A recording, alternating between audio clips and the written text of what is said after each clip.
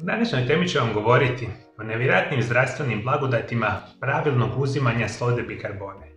Na kraju emisije ću vam reći ono čega se morate itekako paziti, koje su nam prave dnevne doze koje ne smijemo prebacivati i postoji prilično veliki broj opasnosti redovitog konzumiranja sode bikarbone specijalno za određeni broj osoba. To ćemo sve govoriti u drugom dijelu emisije.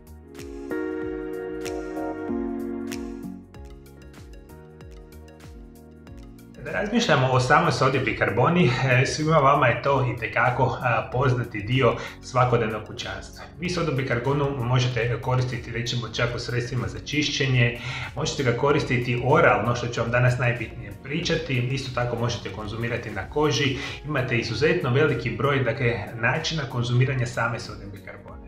Ona je zapravo nešto što se naziva natrijev bikarbonat i u svom sastavu ima prilično veliku količinu soli. O tom morate mi voditi računa, itekako bitno, to ćemo kasnije reći koje su nuspojave prekomjernog konzumiranja soli recimo u sodi bikarbone. Isto tako morate mi voditi računa da soda bikarbona ima te svoje zdravstvene blagodati, da je prije svega svome, ajmo tako reći, razini kiselosti ili bi još prije rekli razini nečega što se naziva alkalni dio same sode bikarbone. Jer soda bikarbona na nekoj skali kiselosti na razini 9, što je alkalna, što konkretno znači da u našem organizmu kada je uzimamo, onu povećanu razinu kiselosti počinje smanjivati i odotuda dobijamo prilično veliki broj zdravstvenih blagodati.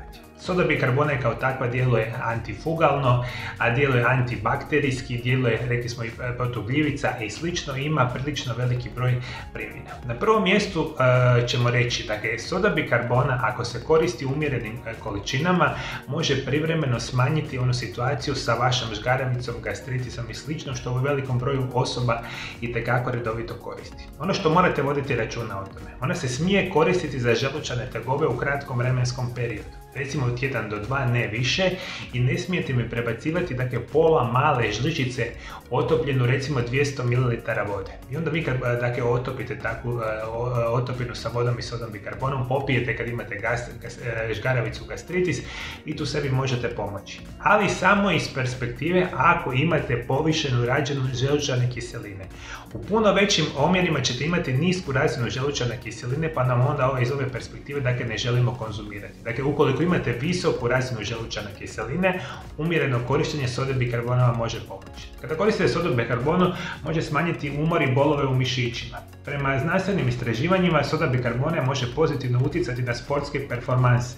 Također može biti dobar za trajna razdoblja napornog treninga i produljenih fizičkih aktivnosti koji uključuju svakodnevne aktivnosti. Tijelo proizvodi mliječnu kiselinu tijekom tjelesne aktivnosti, a povećavajući razinu kiselosti unutar krvnih žila i samih mišića. I upravo iz te perspektive rekli smo da može nam soda bikarbona pomoći da se mi puno bolje i jednostavnije nosimo sa svakodnevnim fizičkim naporima ili recimo kod samih sportaša, jer može smanjiti razinu kiselosti u našim mišićima. Isto tako, ukoliko imate recimo problema sa gornjim dišnim putevima, pa imate recimo začepljeni nos, imate problema recimo sa grlom, i možete praviti specijalne vrste otopina od recimo sode bikarbone i vode koje možete recimo inhalirati ili zapravo stavljati u samu nosnicu ili grhljati u samom grlu. I ukoliko imate takvih vrsta problema, jedna od onih metoda je da za liječenje začepljenog nosa pomiješate 1/4 žličice sode bikarbone i 1/4 žličice soli u 200 ml tople vode. Upotrebite šprice za sami nos i lijepo laganim pritiskom ušpricajte vodu u jednu i drugu nosnicu i možete ovaj postupak ponoviti nekoliko puta, što vam iz ove perspektive itekako može pomoći. Ukoliko imate infekcije gornjih dišnih puteva, grkljenje, otopine i vode sode bikarbone ili uštrcavanje recimo nož i čišćenje, može vam naravno pomoći. Soda bikarbona radi svog sastava može prevenirati čak i zapravo poboljšati funkcioniranje vaših bubrega i smanjiti rizik od nastanka bubrečnih kamenaca. Vi ukoliko pravite recimo otopinu sode bikarbone sa vodom, Ukoliko imate recimo gljivične infekcije na samom stopalu, negdje na vašoj koži, možete si toga tipa itekako pomoći. Isto tako, ako imate problema recimo sa opeklinama, imate problema sa recimo ubodima osa, pčela, komaraca i slično, dovoljno vam je da pomiješate recimo jednu malu žličicu vode, jednu malu žličicu sode bikarbone, promiješate, napravite pastu, nanesete na vaše oboljelo područje ili nekakav ugriz, držite recimo 5 do 10 minuta, isperete, situacija će već biti bolja. Ukoliko redovito koristite dakle sodu bikarbonu, možete čak liječiti infekcije mokraćnog sustava. To se događa kada bakterije uđu u mokraćnu cijev i počnu se razmnožavati u samom mjehuru. Kao obrana mokraćnog sustava ne uspije, u mokraćnom sustavu se razvijaju infekcije, a one se obično liječi antibioticima. Ono što možemo reći, učinci sode bikarbone uočeni su na ženama sa niskim simptomima infekcija mokraćnog sustava i ono što dakle definitivno može pomoći, dakle umjerena konzumacija sode bikarbone recimo i vode u svakodnevnoj perspektivi. Ukoliko imate blaže infekcije mokraćnog sustava, možete si pomoći iz ove perspektive. Vi ukoliko redovito koristite sodu bikarbonu možete ubrzati zacjeljivanje čira na ustima. Ono što dakle za čire na ustima, nanesite pastu sode bikarbone više puta dnevno. Druga je mogućnost otopiti jednu žličicu sode bikarbone u pola žličice tople vode i isprati usta samom otopidom, ubrzavate zacjeljivanje čira na samim ustima. Isto tako postoje određene vrste perspektiva.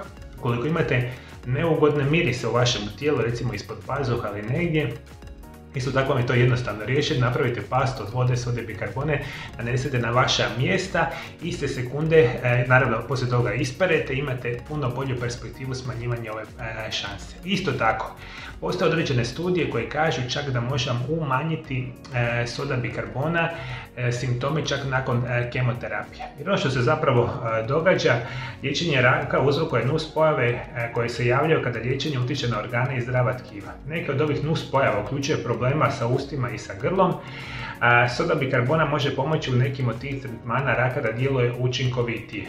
Postoje lijekovi za kemoterapiju koji trebaju alkalna stanja, dok drugi postaju toksični u kiselom sadržaju. A ako imate promjene grla ili usta, nakon nuspojava kemoterapije isperite usta sa mješavinom 1/4 žličice sode bikarbone sa jednom šalicom tople vode i 1/8 žličice male soli, isperite usta sa samom vodom, što je super perspektiva. Vi možete recimo konzumirati sodu bikarbonom ukoliko želite imati peeling za vaše lice.